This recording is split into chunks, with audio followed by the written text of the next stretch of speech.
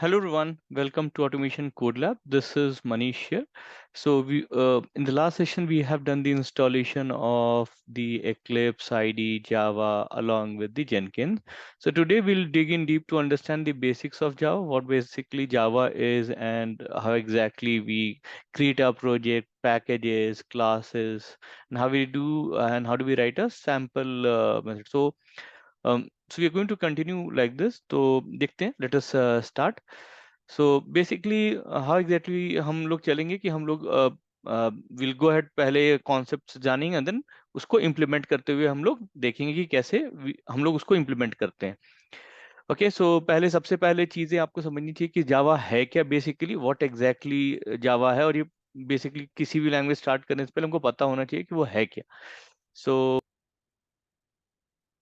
Guys जावा basically एक class object oriented programming language है जहाँ पे आप कोड एक बार लिखते हैं और इसको कहीं भी चला सकते हैं. So that is called as write once and run anywhere और ये प्लेटफॉर्म इंडिपेंडेंट है.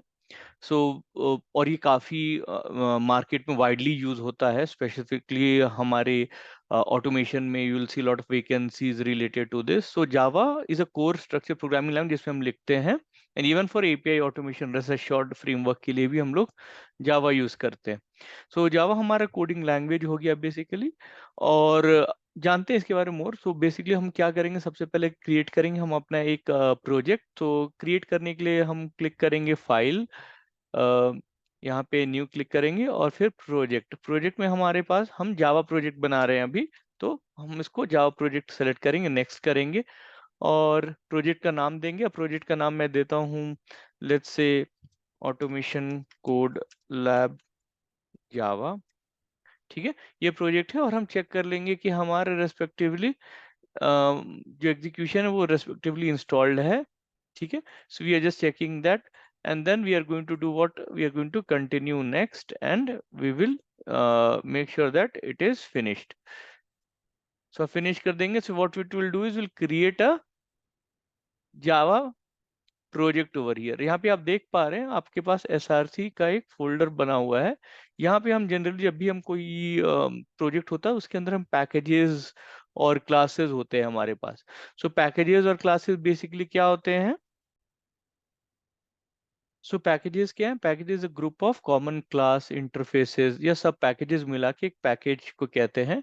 सो पैकेज के अंदर what we do is we create our respective classes. आप पैकेज को एक टेम्पलेट फोल्डर की तरह से समझ सकते हैं जहाँ पे, और पैकेज भी दो कैटेगरीज के होंगे, कुछ ऑलरेडी इनबिल्ट होंगे और कुछ हम यूजर डिफाइंड बनाएंगे. जैसे अभी मैं पैकेज जो बनाने वाला हूँ वो यूजर डिफाइंड हो जाएगा. For example we go ahead and create a package, new package. We'll type in, let's say, com dot testing dot demo. ये मेरे पैकेज का नाम रहा and I just click on finish. So ये मेरा package बन गया है. पैकेज के अंदर हम रेस्पेक्टिवली क्लास फाइल बनाएंगे. सो क्लास फाइल एक तरह का ब्लूप्रिंट आपका देता है कि एग्जैक्टली आप क्या करने वाले हो, to give you an reference. So this is what is exactly is going to be class file. So class file में हम क्या करेंगे, we are going to give the name. For example हम नाम देते हैं in this case hello world का. Okay, और हमेशा देखिएगा कि जब भी नाम हम देंगे it should always start from upper case. और will click on the public static void main. I'll explain you guys public static void main होता क्या है, then we'll do a finish. So you will see a class being created और आपके ID में यहाँ पे एक hello world डॉट जावा आपको दिखने लगेगा. So you see पैकेज, ये पैकेज दिखाता है कि कौन से पैकेज के अंदर है. and when we'll understand what is exactly is public class, फिर static void main क्या है, ये सारी चीजें हम as we go through हम समझेंगे इसको. गाइस जैसे मैंने कहा कि क्लास बेसिकली हमारा blueprint of the instance of the class होता है. मतलब ऑब्जेक्ट का जो भी ऑब्जेक्ट को ही हम लोग इंस्टेंस ऑफ क्लास भी कहते हैं. और पब्लिक हमारे क्या है, यहाँ पे जो आप पब्लिक देख रहे हैं these are nothing but access modifiers. हम देखेंगे और क्या क्या एक्सेस मॉडिफायर्स होते हैं. और स्टैटिक जो दिख रहा है आपको वो एक कीवर्ड है जावा में यूज करते हैं. वो हमको बताता है कि कोई मेथड जो इंस्टेंस मेथड है या नॉन इंस्टेंस मेथड है. वर्ड जो देख रहे हो यहाँ पे इस केस में ये जो मेन है ये मेथड है. ये मेन हमारा बेसिकली जावा में आप का जो कोडिंग और बेसिकली जो एग्जीक्यूशन है वो मेन मेथड से ही स्टार्ट होता है। तो इस मेथड का जो रिटर्न टाइप है वो वॉइड है। वॉइड का मतलब कुछ, ये मेथड कुछ भी रिटर्न नहीं कर रहा है। तो इसी तरह हमारे पास डेटा टाइप्स होता है। अगर मैंने इसको इंट डाल दिया तो ये मेथड क्या करेगा, एक इंटीजर रिटर्न करेगा। सिमिलरली ये जो ब्रेसेस में आप जो देखते हैं मेथड के अंदर, इसको हम आर्ग्यूमेंट्स कहते हैं या पैरामीटर्स कहते हैं। तो इस केस में हम देख पा रहे हैं कि हम आर्ग्यूमेंट्स दे रहे हैं और ये आर्ग्यूमेंट्स बेसिकली क्या है, ये एरे ऑफ स्ट्रिंग है। Okay, that is what it is. So yeah so guys, सबसे पहले चलते हैं हम डेटा टाइप समझते हैं। डेटा टाइप बहुत इंपॉर्टेंट है क्योंकि हम यूज करने वाले हैं इनको। तो बेसिकली डेटा टाइप्स होते क्या है, वो जनरली हमारे दो टाइप के डेटा टाइप्स होते हैं जावा में। एक को कहते हैं प्रिमिटिव डेटा टाइप और दूसरा होता है non primitive data type. Primitive data type वो होगा जो basically already very distributed structure में, जैसे नॉन न्यूमेरिक अगर हुआ तो हम उसके अंदर बुलियन, कैर ये सब यूज कर सकते हैं। न्यूमेरिक रहा तो इंटीजर, इंटीजर टाइप में हम byte, short, int, long use कर सकते हैं। फ्लोट रहा तो फ्लोट और डबल यूज करेंगे। आप पूछेंगे इंटीजर के लिए इतने सारे डेटा टाइप्स क्यों है, क्योंकि हर डेटा टाइप बेसिकली एक स्टोरेज के साथ आता है और वो कुछ लिमिटेड स्टोरेज तक का ही कोई वैल्यू हम उसमें स्टोर कर सकते हैं। फिर non primitive type is a collection of a primitive data type. जैसे स्ट्रिंग है वो collection of, it's called as a sequence of characters. Arrays है collection of a similar data type, हम लोग कह सकते हैं। तो इसी तरह हम लोग देखते हैं और जैसे मैं बात कर रहा था, अगर आप मेरी स्क्रीन पे देख पाएंगे कि जैसे डेटा टाइप्स क्या हुआ, अभी फॉर एग्जांपल हम देख रहे थे कि बुलियन भी हमारा नॉन न्यूमेरिक डेटा टाइप है। तो नॉन न्यूमेरिक मतलब बुलियन क्या स्टोर कर सकता है, ट्रू या फॉल्स। इसकी साइज कितनी है, 1 बिट। सिमिलरली हम देख रहे थे कि बाइट, शॉर्ट, इंट, लॉन्ग ये सारे न्यूमेरिक थे। अगर आप देखेंगे तो बाइट का स्टोरेज कितना है, 8 बिट्स है। तो ये कितने रेंज ऑफ वैल्यूज तक स्टोर कर सकता है, -128 to 127। अगर any other values outside this range अगर आप इसको असाइन करेंगे तो ये स्टोर नहीं करेगा। सिमिलरली गोज फॉर शॉर्ट और इंटीजर। सो जैसे शॉर्ट का 16 बिट्स है, इंटीजर का 32 और लॉन्ग का 64 bits. Depending on the value जो हम यूज करने वाले उसके हिसाब से वो मेमोरी में उतना स्टोरेज, वो डेटा टाइप हम यूज करेंगे। सो कैरेक्टर्स क्या है, इंडिविजुअल कैरेक्टर्स, उसको हम ASCII फॉर्मेट में भी डिनोट कर सकते हैं। और डेसिमल वैल्यू जो कह रहे थे, जैसे फ्लोट 32 बिट्स स्टोरेज यूज करता है, डबल 64 बिट्स यूज करता है। तो फ्लोट के केस में 7 डेसिमल डिजिट तक यूज कर सकते हैं और डबल के केस में 16 डेसिमल डिजिट तक यूज कर सकते हैं। तो ये हमारे डेटा टाइप्स का बात हुआ गाइस। अभी हम जैसे डिस्कस कर रहे थे कि कोड में अगर हम देखेंगे तो ये पब्लिक वगैरह क्या है, तो public are nothing but what exactly it is called, it is called guys, हम लोग एक्सेस मॉडिफायर्स कहते हैं उसको। ठीक है, तो एक्सेस मॉडिफायर्स होता क्या है, तो एक चीज देखते हैं एक्सेस मॉडिफायर्स के लिए। तो access modifiers are basically to tell you what exactly we do is, जैसे आप देख सकते हैं मेरी स्क्रीन में हमारे पास बेसिकली 4 एक्सेस मॉडिफायर्स होते हैं, डिफॉल्ट, प्राइवेट, प्रोटेक्टेड, पब्लिक।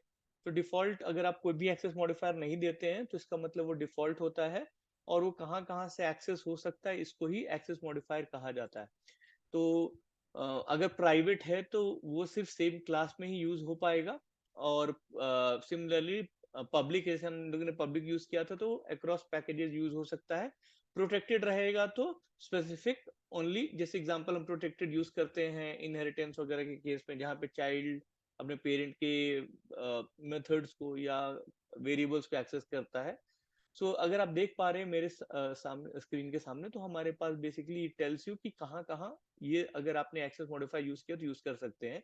जैसे डिफॉल्ट आप सेम क्लास, सेम पैकेज सब क्लास और नॉन सब क्लास में यूज कर सकते हैं, बट बाकी डिफरेंट पैकेजेस में यूज नहीं कर सकते। पब्लिक हर जगह यूज कर सकते हैं। प्रोटेक्टेड भी हम it we can use it across same class, package, subclass and different package, सब क्लास।